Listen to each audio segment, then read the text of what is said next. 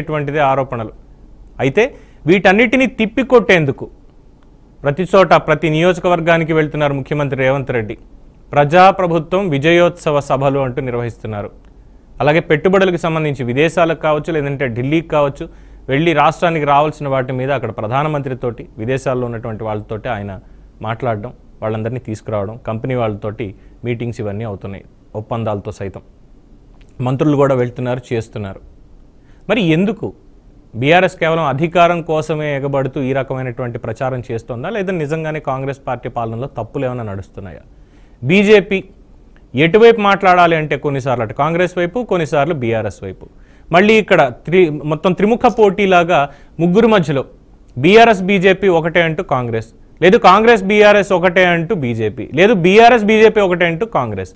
ఈ ఆరోపణలే నడుస్తున్నాయి. కానీ తెలంగాణ సమాజానికి ఈ ఏడాదిలో ప్రభుత్వం ఏర్పడినటువంటి ఈ ఏడాదిలో జరిగింది ఏంటి అనేది ఈరోజు మన డిబేట్ అంశం.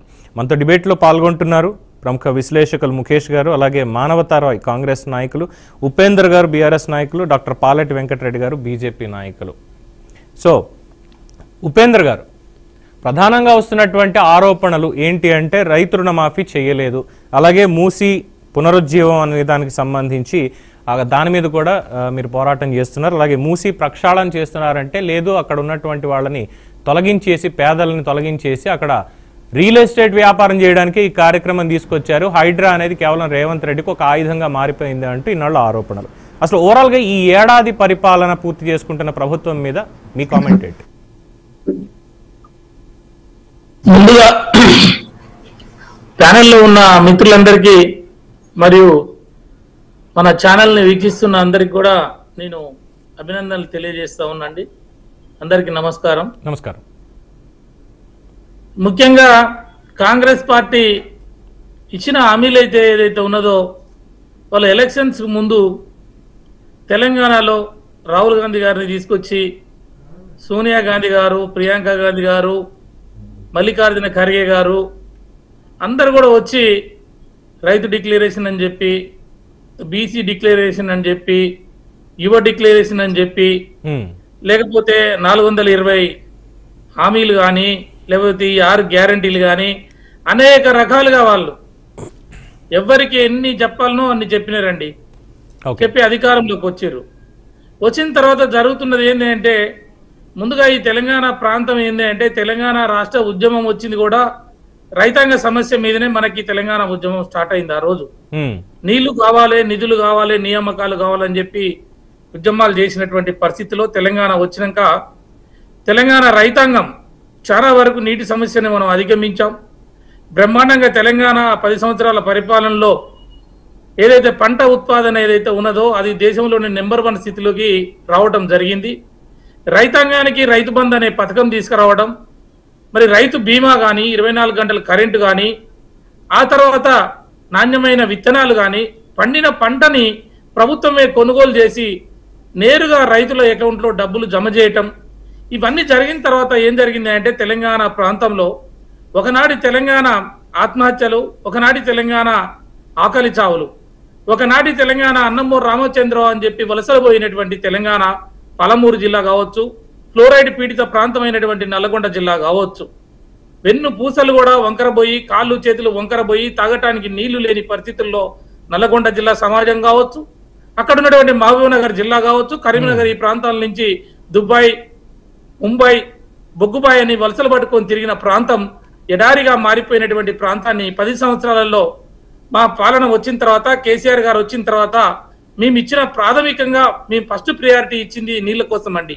ఆ నీళ్లలో భాగంగానే కాళేశ్వరం ప్రాజెక్టు రావడం, కాళేశ్వరం ప్రాజెక్టు ద్వారా తెలంగాణలో సర్ఫేస్ వాటర్ కూడా పెరగటం, గొలుసుకట్టు చెరువులు ఏదైతే ఉందో కాళేశ్వరం ద్వారా 600 మీటర్ల ఎత్తుకు నీళ్లను తీసుకొచ్చేసి గోదావరి నీళ్ళని తెలంగాణ వ్యాప్తంగా ఉన్నటువంటి చెరువులలో బ్రహ్మాండంగా నింపటం, తర్వాత రైతాంగం అంతా కూడా వ్యవసాయం వైపు రావటం, ఈ రైతు బీమా, రైతు బంధు పథకాల ద్వారా పెద్ద ఎత్తున మనకి మార్పు కనిపించింది.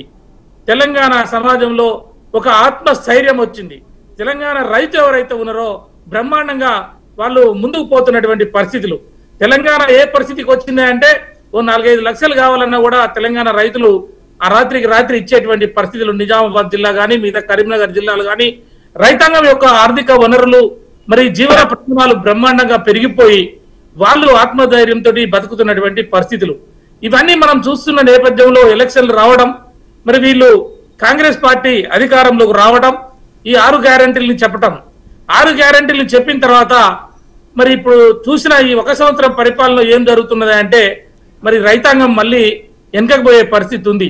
ఏ రైతులకైతే మేము బంధు ఇస్తే మీరు భరోసా అని చెప్పారు, 10,000 రూపాయలకి టిఆర్ఎస్ ప్రభుత్వం బీఆర్ఎస్ ప్రభుత్వం ఇస్తే 10,000 కాదు మేము 15,000 రూపాయలు ఇస్తామని చెప్పారు.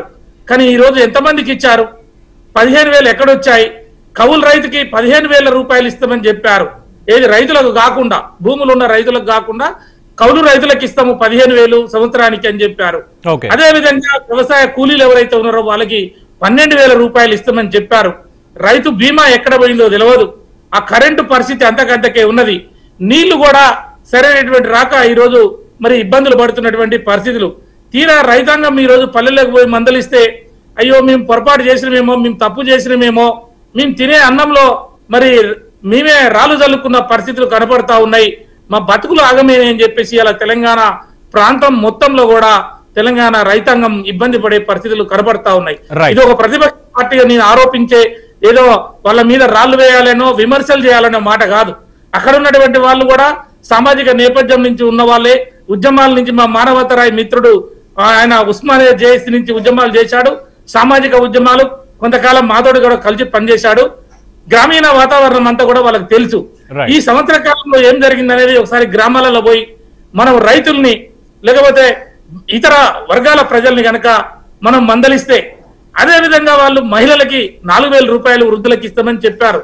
తర్వాత నిరుద్యోగులకి మరి డబ్బులు ఇస్తామని చెప్పారు.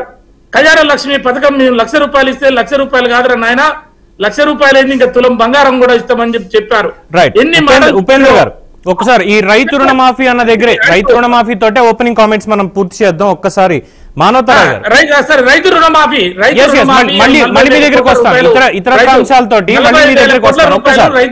రైతు రుణమాఫీ చేయాల్సి ఉండే 16,000 కోట్ల రూపాయలు 18,000 కోట్ల రూపాయలు చేసిన ముఖ్యమంత్రి గారు ఇప్పుడే అరగంట కింద మాట్లాడారు వరంగల్ సభలో. మాట్లాడుతూ తనే ఏం చెప్పాడంటే ఇంకా చేయవలసి ఉందని చెప్పాడు. అంటే రైతు రుణమాఫీ కాలేదు, రైతు భరోసా లేదు, రైతు బీమా లేదు, 24 గంటల కరెంటు అంతకంతకే ఉన్నది. వ్యవసాయం ఇవాళ రైతులు మొత్తం కూడా పల్లెల్లో పంటలు పండించి వాళ్ళు నానా అవస్థలు పడుతున్నారు. ఆ ప్రభుత్వం నేరుగా డబ్బులు ఇచ్చేవాళ్ళు.